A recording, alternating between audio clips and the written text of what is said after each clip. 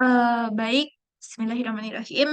Sebelumnya, Assalamualaikum warahmatullahi wabarakatuh. Perkenalkan, nama saya Helmi Dianti Putri dengan NIM 2006051104143.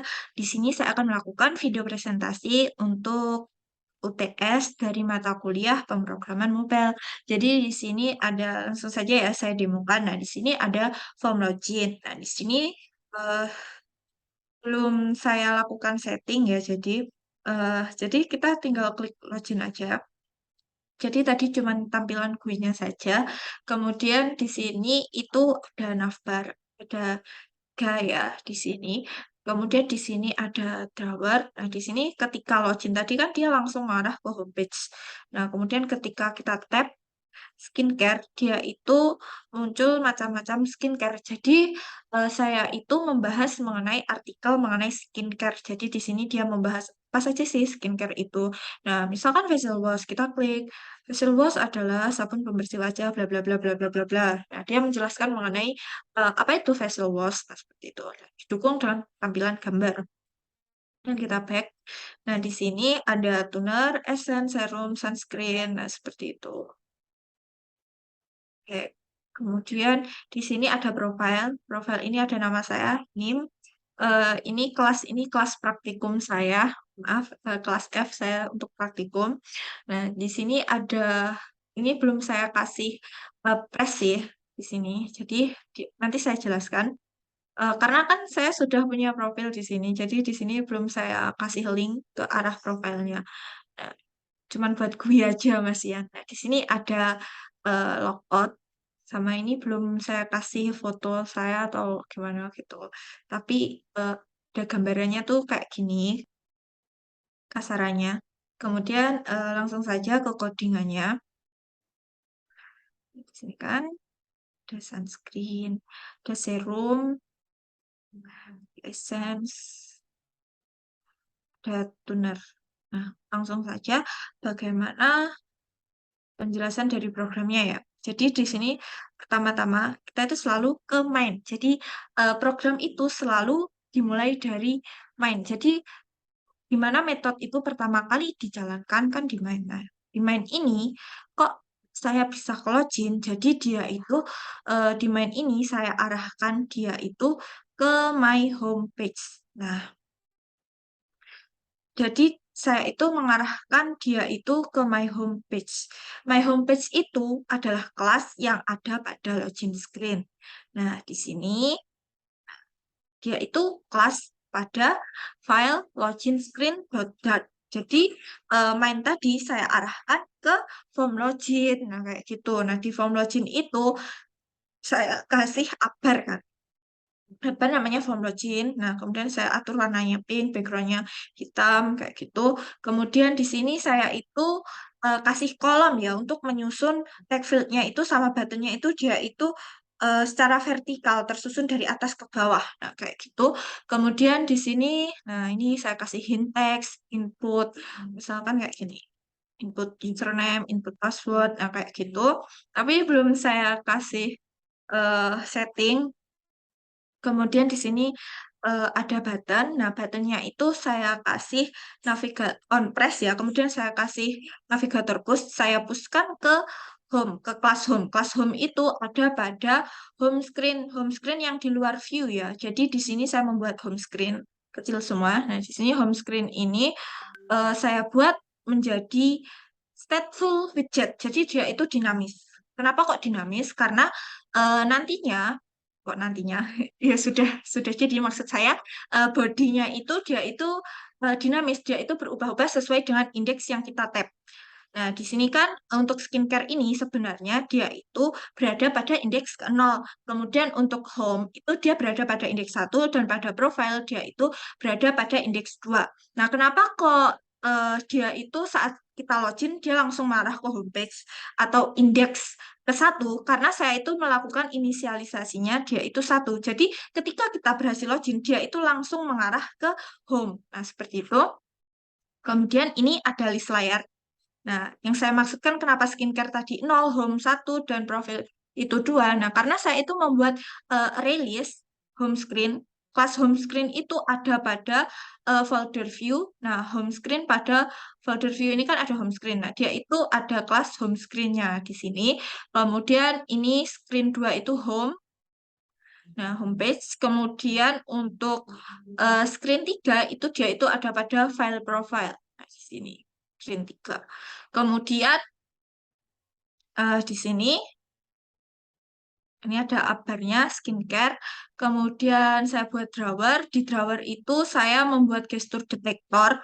Nah, di sini saya kasih gestur detektor. Kemudian saya popkan 2 kali supaya dia itu berhasil logout. Kenapa kok saya popkan 2 kali? Jadi sistemnya itu kan kayak stuck kan. Jadi ketika saya itu melakukan eh, pop mengeluarkan dari tumpukan 1 kali, maka dia itu masih berada pada home screen-nya. Kalau kita ingin ke tampilan login, berarti kita kan harus mengeluarkan 2 kali. Nah, seperti itu.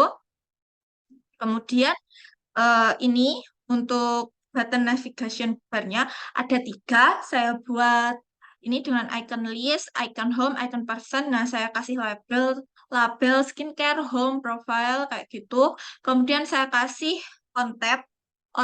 Kemudian dia itu menerima value ya. Jadi apa yang kita tampilkan pada bagian bodinya ini, dia itu sesuai dengan apa yang kita tabkan, sesuai dengan indeks screen-nya, kayak gitu.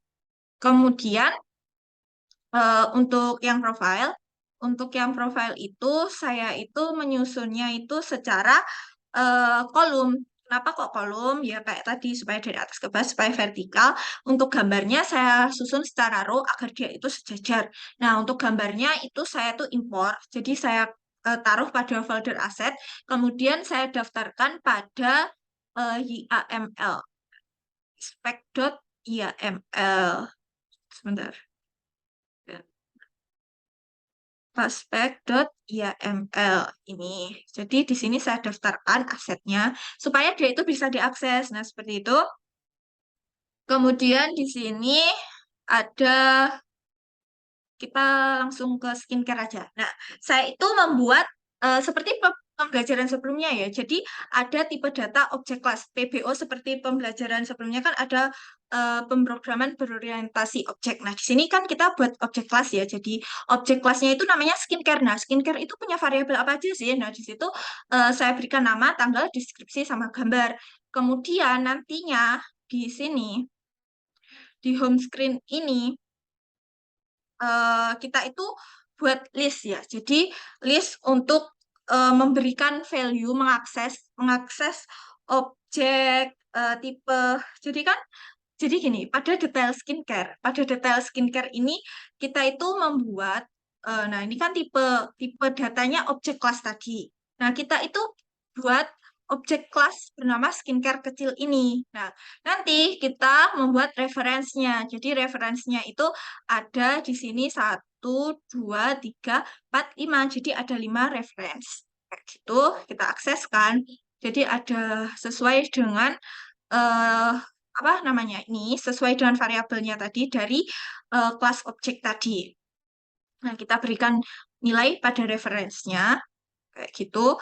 Kemudian di sini ada, nah di sini itu ada untuk menyusun ini supaya dia itu tersusun dari atas ke bawah itu gunakan kolom.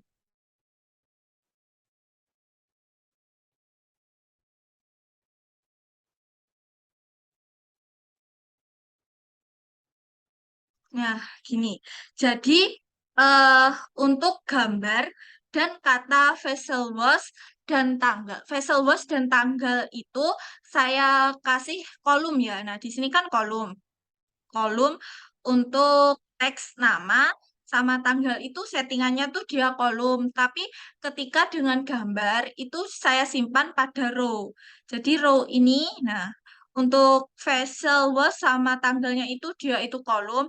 Ketika digabung dengan ini dia itu row. Nah, untuk nya card-nya itu kita susun secara kolom. Jadi card-nya itu kita susun kolom ya. Jadi card-nya kita susun kolom. Nah, di dalam card itu gambar dan teks itu disusun secara row. Nah, di dalam yang tag itu, teksnya itu untuk judul sama tanggalnya itu kita susun secara kolom. Nah, seperti itu. Nah, di detail skincare ini membahas ini. Jadi, urutannya dia itu kan ada bagian judulnya. Nah, judul kayak gini dia akses kan. Jadi, eh, objek kelas tadi dia mengakses nama. Nah, mengakses namanya, kemudian akses tanggalnya kayak gitu, kemudian deskripsinya kayak gitu. Nah, di sini kan ada skincare namanya. Jadi uppernya itu kita akses. Jadi objek kelas tadi dia itu akses namanya. Kemudian dia itu mengakses gambarnya image.network karena tadi kita mengirimnya itu berupa link. Kemudian di sini ada judulnya. Nah, ada deskripsinya. Seperti itu. Bagian judul tadi kan udah diisi ya. Jadi bagian judul tadi ada nama sama tanggal. Jadi di sini tinggal ngasih aja bagian judul. Kemudian ada bagian deskripsi. Nah, bagian deskripsi ini tadi objek kelasnya akses deskripsi. Nah, seperti itu. Sekian penjelasan dari saya. Oh ya, jadi kalau untuk yang tadi ya, dia itu kan kayak indeks kan. Jadi ketika reference tadi kita masukkan ke list tadi kan dia jadi memiliki indeks kan. Jadi yang vessel was ini indeks ke 0, tuner itu indeks ke 1 dan begitu seterusnya. Referensinya itu jadi memiliki indeks. Nah, dia itu dipanggil kayak gitu sesuai urutannya untuk gambar, judul sama tanggal gitu.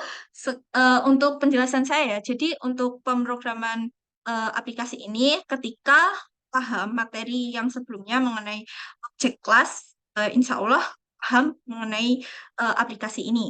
Sekian penjelasan dari saya. Apabila ada kurang lebihnya saya mohon maaf. Akhir kata, wassalamualaikum warahmatullahi wabarakatuh.